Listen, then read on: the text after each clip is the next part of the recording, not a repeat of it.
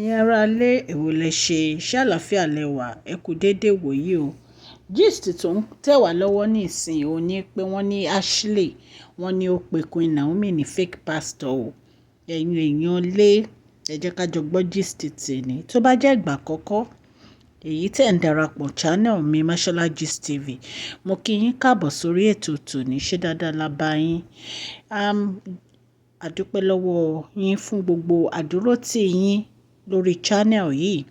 Mo máa ń sọ Yorùbá lórí channel mi, mo dẹ̀ máa ń sọ̀rọ̀ nípa celebrity gist and royal gist. Ẹ̀yin tẹ́ ti subscribe, ẹ ṣé, mo dúpẹ́. Òkè òkè lọ́lá yín á máa lọ. Ọlá yín ò ní lọ ìsàlẹ̀ láéláé. Ẹ̀yin tẹ́ bá ti subscribe, kí lẹ̀ ń dúró ṣe? Ẹ subscribe so that tí n bá ti post any gist ẹ máa rí. Ọlọ́run á wà pẹ̀lú gbogbo yín o, ẹ ṣé. Ẹ̀yin èèyàn lé, Ashley ló sọ̀rọ̀ o, ló pe Queen Naomi ní fake pastor o. Ó ní kí ni Queen Naomi ń ṣe pẹ̀lú married man. Ẹ jọ̀ọ́, ta ni married man tó ń sọ? Kábíyèsí wa, ọba wa, Ọọ̀ni of Ifẹ̀. Mo wólẹ̀ forí adé o kábíyèsí.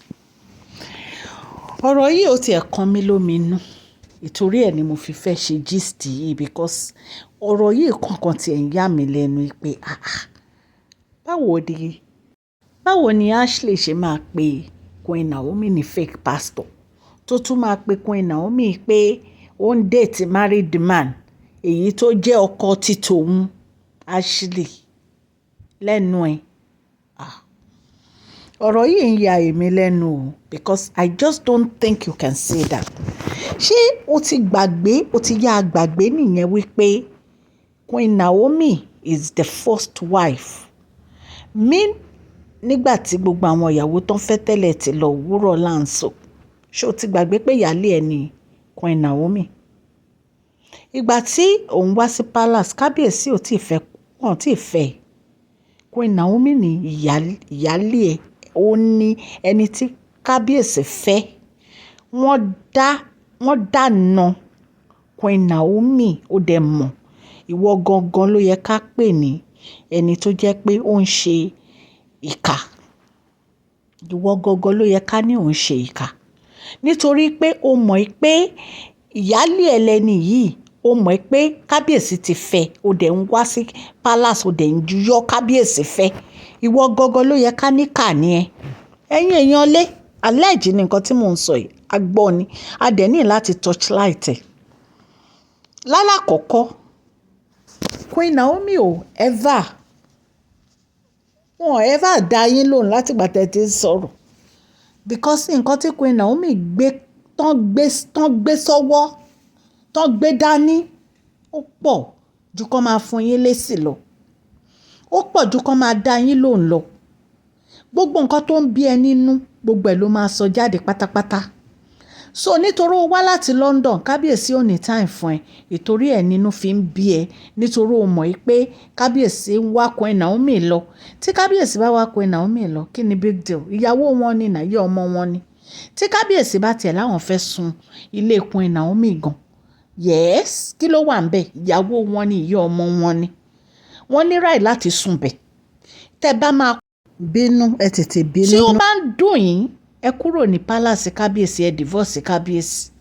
Kò sí nǹkan tẹ́ lè ṣe sí i. Kò sí nǹkan tí gbogbo yín lè ṣe sí i. Because I just don't understand. Tó máa la inú ẹ tó máa pe Queen Naomi ní fake pastor. Fake pastor ní Queen Naomi, right? Ó ní láti lọ tọrọ ìdáríjì ẹ̀ṣẹ̀ lọ́dọ̀ Ọlọ́run ọba. Nítorí pé ẹni tó bá gbé òróró Ọlọ́run dání, èèyàn kì í fi ẹnu burúkú, èèyàn kì í fi ń sọ̀rọ̀ burúkú sí wọn.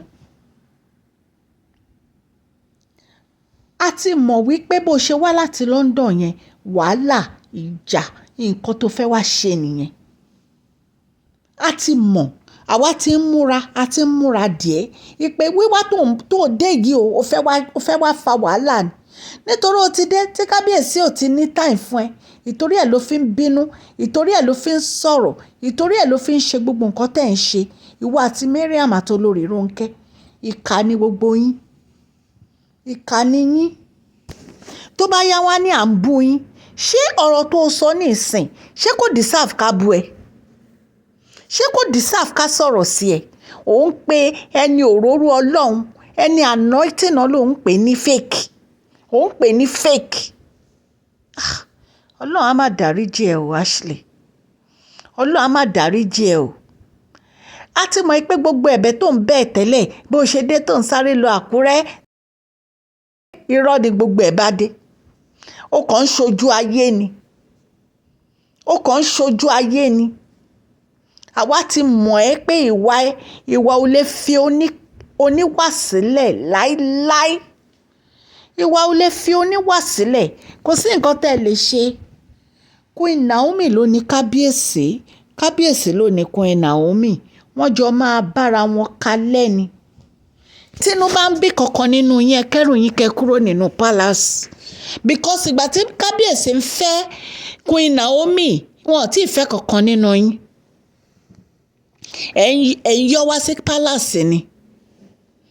So kábíyèsí láwọn nífẹ̀ẹ́ ìyàwó àwọn. Wọ́n ní kẹ́rù yín kẹ́ kúrò nínú palace. Kò sí nǹkan tẹ́ lè ṣe. Ẹ máa kẹ́rù yín, ẹ máa kúrò nínú palace ni. Ẹ máa kẹ́rù yín, ẹ máa kúrò nínú palace. Ẹ̀yin èèyàn ilé, ẹ̀yin náà rí gbogbo nǹkan tó ń ṣẹlẹ̀ náà. Ẹ gbọ́ gbogbo nǹkan tó ń ṣẹlẹ̀. Kí Ashley kó máa pe Queen Naomi ní fake pastor. Ipe ó ń fẹ́ ọkọ, ó ń fẹ́ married man. Ta ni married man? Kábíyèsí ni married man. Ṣé kábíyèsí ò ń ṣọkọ wọn ni? Àbí kábíyèsí sọ fún yín pé àwọn ti divorce? Ó ní wọ́n ti divorce kábíyèsí. Ó ti lọ sórí social media. Ó lóun ò fẹ́ kábíyèsí mọ́. Ṣé ó fi legal letter ṣó fi sọ? Téèyàn bá ń bínú anything lèèyàn lè sọ náà. Kábíyèsí lóun ò divorce ìyàwó òun. Kí lẹ wá kí ló ń dùn yín gangan? Nǹkan tó ń dùn ẹ́ gangan ni kó sọ jáde, kó jẹ́ káwa aráyé ká gbọ́.